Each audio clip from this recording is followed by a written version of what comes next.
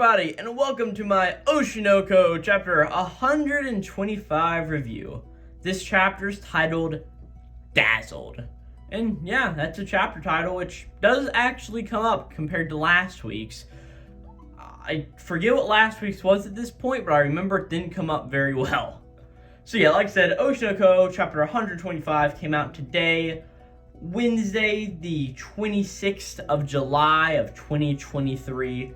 And if you don't remember what happened last chapter, it was sort of an interesting chapter, sort of showing off how Ruby and Aqua had sort of gotten along better in the beginning of the chapter, until eventually going back and looking at their pretty much stepmom, Miyako, and how she is doing during all of this stuff going on here. And it ended off with her just talking about what she wants to do and how she can be better about stuff, and it ended up with Saito, who was previously her husband, walking into a bar where she also was, and that was really the end of the chapter, was the two of them seeing each other and going, oh crap, right? And this chapter is really just focusing all on that. I mean, that's literally all it is just this scene. We get nothing else, really. So we pretty much see here that the, Saito's here, and he's just like, you look, he sees Miyako's like, oh crap, I gotta get out of here, right? So he just starts to bolt out, but Miyako's like, hey, wait, and she starts to run after, like, hey bartender, I'll be back, as the bartender's like, yeah. She's like, Tokyo is a small world after all. She sort of looks at the two of them who are sort of chasing each other, right? And Miyako's like, hey, I told you to wait, you son of a, and she takes off one of her like high heel slippers and just chucks it at Saito, and it hits him right in the back of the head, which can't be comfortable at all. But she just chucks at him, and Saito's now laying on the ground in the middle of these streets of Tokyo. And Miyako's like, hey, at last I finally found you. As she sort of leans down and sort of puts her legs over to Saito, who's just laying on the ground, and like grabs his collar and like pulls on him, and is like, hey, how do you think I felt all this time? You gave up on our promise.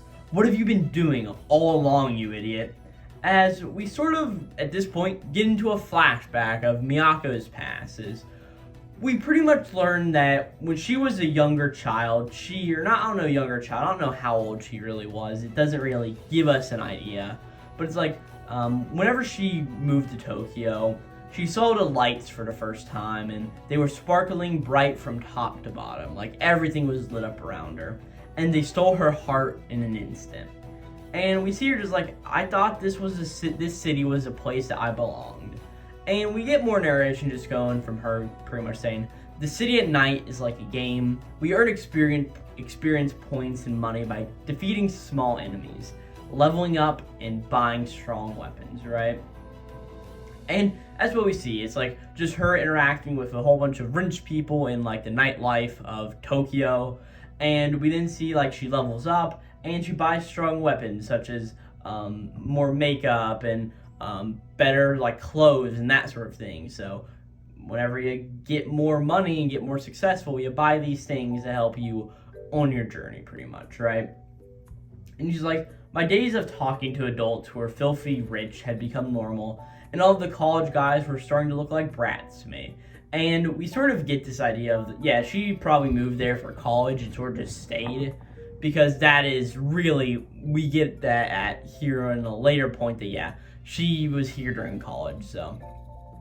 But besides the point, we get some more stuff just saying, I earned a lot of experience points by defeating stronger enemies, as we pretty much see that she's just standing there, and it's like, Miyako, HP 236, MP 56, level 20.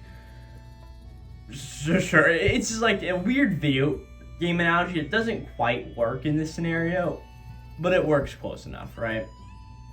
But she just like, I leveled up again, I changed occupations and became stronger, as we see that she starts off as like a carevet, goes to a bar, and eventually ends up in a nightclub. And it's like, the city of Tokyo is kind to strong people, so they will acknowledge me. I played my cards well according to the rules of society. Higher. I had to go higher. As yeah, it just keeps building up as we see her interacting with more men and at bars and that sort of thing. until, yeah, she eventually seems that she's in a race car commercial or something like that. She's advertising like sports cars. It's like we have a girl here in the background sort of holding up a trophy, and then she's here sort of holding an umbrella behind her. It doesn't really make a whole lot of sense, and I don't really think it is supposed to that much. But we also see her just being advertised a bit more, and it seems like she's looking at herself in a magazine itself, as she's sort of just in her house, just thinking more like, but even that would come to an end someday. Tokyo is full of cute girls. I didn't have anything to do as an entertainer. I had more opportunities to interact with influential people as a talent, but that was all. And even then, it didn't last long. Around the time I graduated from university, so yeah, that's where the whole university thing sort of comes up, or like I said earlier, the whole college thing was brought up earlier, so I guess she moved to Tokyo for college, even though like the way she's just drawn looks really, really young to me, but also that could just be very wrong. Yeah, but where was I? Yeah, it's like the chances of me being invited to parties and by CEOs had really decreased, and we just see her sort of thinking to herself in the present as she's looking at her phone, just being like, all's good, I don't care. They cheat, they like to cheat anyway, and even if I dated them, I wouldn't be happy as a person, right? As we just see that she's just going to more of these social situations, and it just keeps on going, and she's like a Minato girl who is no longer being called on, had no choice but to be the one introducing other girls in order to survive. I was shamelessly clinging on to this Tokyo nightlife, and by then, a number of men asking me to be their mistresses had increased.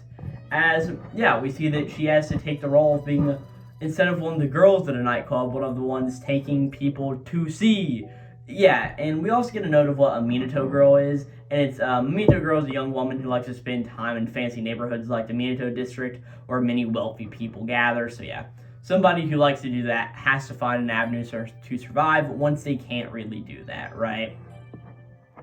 As we just continue on with this, as, just more narration from Miyako just going, these people sniff out women who are about to lose their place and try to exploit them for their own convenience.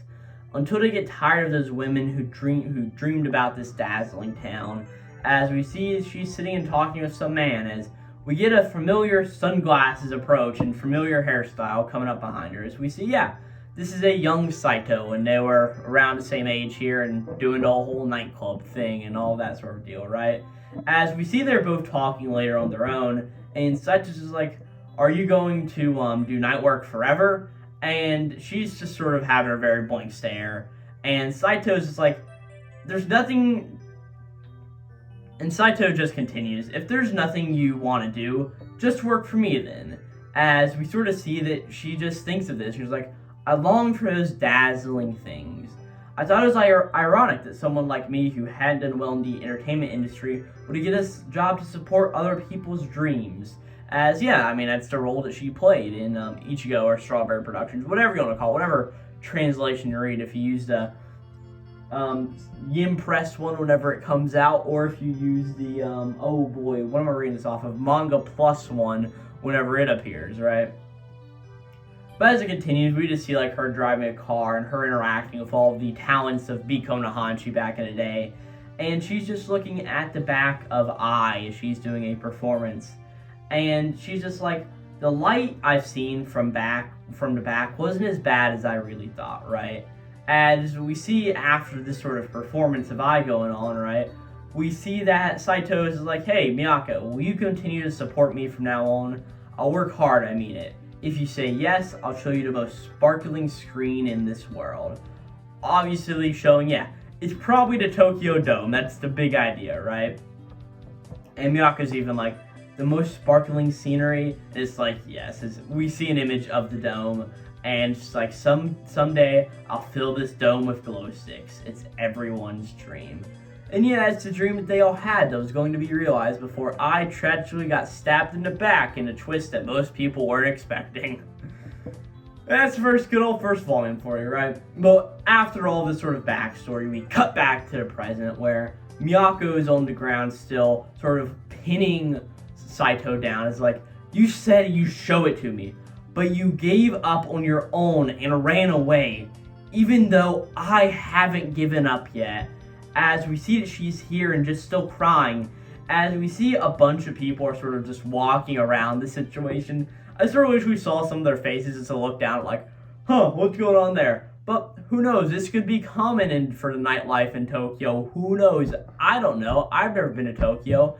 Heck, I've never been on the nightlife scene. So, as all that's just going on, Miyako just continues with her final words of the chapter, just going, "Didn't you say that it was everyone's dream?"